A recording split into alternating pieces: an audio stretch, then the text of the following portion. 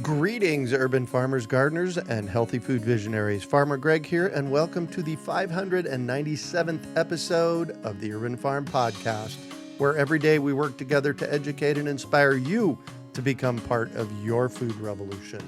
Imagine your community with enough seeds so that you never have to purchase packages of seeds again. That is what Bill McDormand and I imagined in 2011 when we put together our first seed bank in a freezer at my house. Since then, we have come a long way, realizing that one freezer in the midst of 4.5 million people ain't gonna fix the problem. We came to understand that education can move us in the right direction. So, Urban Farm U and the Great American Seed Up have partnered to put together an amazing seed learning opportunity just for you.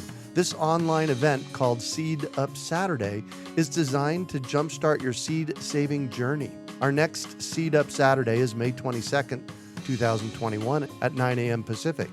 To sign up, visit seedupsaturday.com. This event is free and online with a series of short seed saving classes jam-packed with education so that you get the most out of the 3 hours we spend together. Some of the topics we will be covering include urban seed saving, creating your own varieties, growing and saving wild seeds, an introduction to seed patenting, plus a few surprises along the way. Visit seedupsaturday.com to reserve your free seat in a class that will change your life forever. Today is Farmer Friday, a quick and dirty tidbit at growing your garden. Each episode will feature less than 10 minutes of essential content for growing your garden, and some episodes we will answer your questions. If you have one, send it to questions@urbanfarm.org. Today, we're talking with Marlene Simon with the Flower Power Garden Hour podcast about blossom end rot. Enjoy. Welcome, Marlene. Hi, thanks for having me. Oh my gosh, absolutely. And when you proposed blossom end rot, it's like, well, that's just a tomato issue, isn't it? No, that's where most people see it on, but it affects a lot of the same family, the Solanaceae family. So you could have it on your peppers, you could have it on eggplant, and really any plant can get blossom end rot because it's not a disease. It's more of a physiological issue with calcium and the plant, but most people do see it on their tomatoes. So it is a lack of calcium? Is that what it is? So what happens is usually it's the first set of tomatoes because it's not the lack of calcium necessarily in your soil. It's very odd to have lack of calcium. Most soils don't lack it. In fact, I know I have too much of it in my soil, for instance. So what happens is early on in the season when it's cooler and the plant hasn't adjusted to the temperatures, the calcium can't move to the fruit and set. So yeah, it's basically calcium's in the soil. The soil might be too cool, and gibberellins actually have an effect with it. It actually helps move calcium. So the calcium can't get to the fruit, and then therefore calcium is involved in cell formation. So the cells aren't developed, and you get this brown, mushy spot. It's very distinct, and they call it the blossom because that is exactly where the blossom end is at. So you have the stem and at the base of it. So what you see is you go to the nursery, you have it, your first set of tomatoes, you go to the nursery, you see right front center, these blossom calcium sprays. People get them, then they spray them on the plant, and the next crop of tomatoes, voila, doesn't have it anymore. So then people go, okay, it works. It's just a coincidence. Almost always it will correct itself with the warming temperatures, the soil being warmed up, the need for a water being more consistent. It will fix itself. So usually the second group of tomatoes you get from then on out won't have it. But because people sprayed it, they're like, well, it works. Few things is calcium will not be taken up by the fruit. So if you spray it on developing fruit, it's just a waste. It's not being developed or picked up from it. If you spray it on the leaves, it really doesn't move from the leaves, from the phloem to the fruit. It really is more of a xylem being moved in the xylem. So if you're spraying your tomatoes with it, it's just a coincidence that it's actually your second crop of tomatoes is getting better. So it's not really doing anything. It's not doing anything. It's not. I mean, some studies have shown that maybe just adding more calcium can affect it, but really you don't want to add too much calcium because then you run into other problems. So, people if they don't do the sprays and they add calcium to their soils, as well as most gardeners do, that more isn't better. You could then disrupt all the balances of your other Exactly. nutrients. Yeah. So, you don't want to add calcium unless you know you're lacking calcium. But like I said, it's very rare to actually be lacking calcium in soils.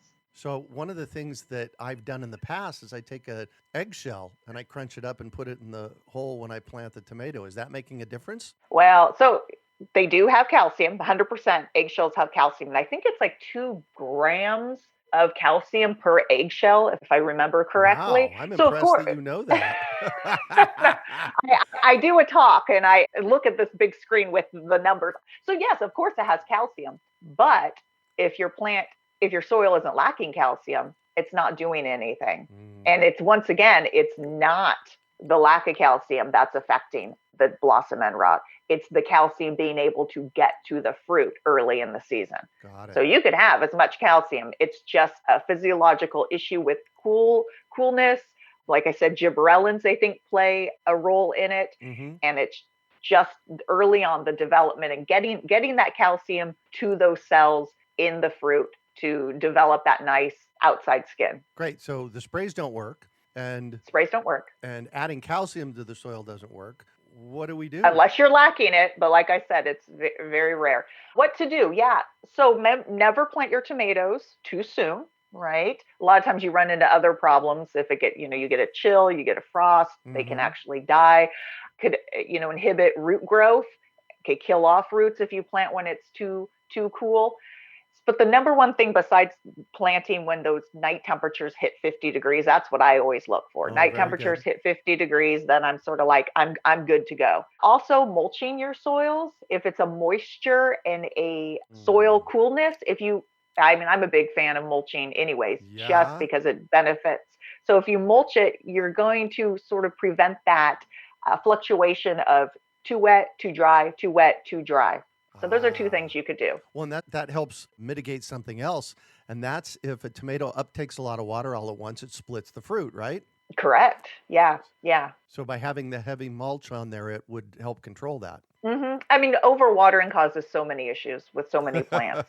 Right. Most people are guilty of overwatering than underwatering. They love their plants to death sometimes by overwatering them. Oh, yeah. Yeah, there are some resistant varieties, and I believe they even have trialed them out and have them labeled on the tomato label. And some are more notorious for blossom end rot. I think Roma is one of them that's a little more notorious for it. And it all comes down to genetics of the tomato. Wow.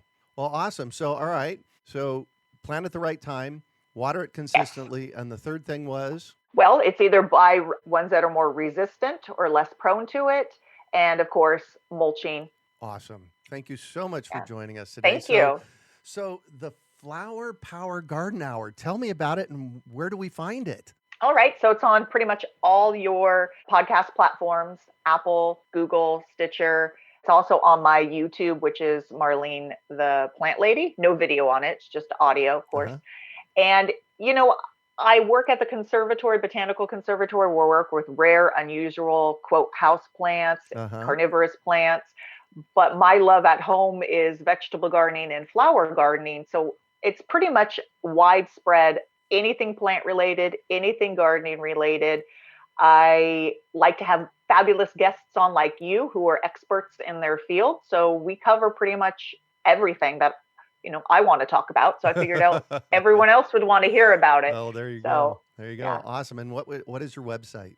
My website is marlenesimon.net, but I'm also on Instagram and Facebook, and like I said, YouTube, and that's all Marlene the Plant Lady. Awesome. Thank you. Thank you. Thank you. We hope you enjoyed today's episode of the Urban Farm Podcast. Remember to listen for tips, advice, and resources to help you on your journey with urban farming.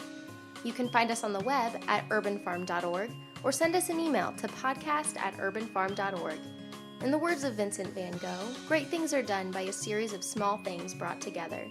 Be encouraged that with each lesson learned and skill developed, you are one step closer in the direction of your dreams.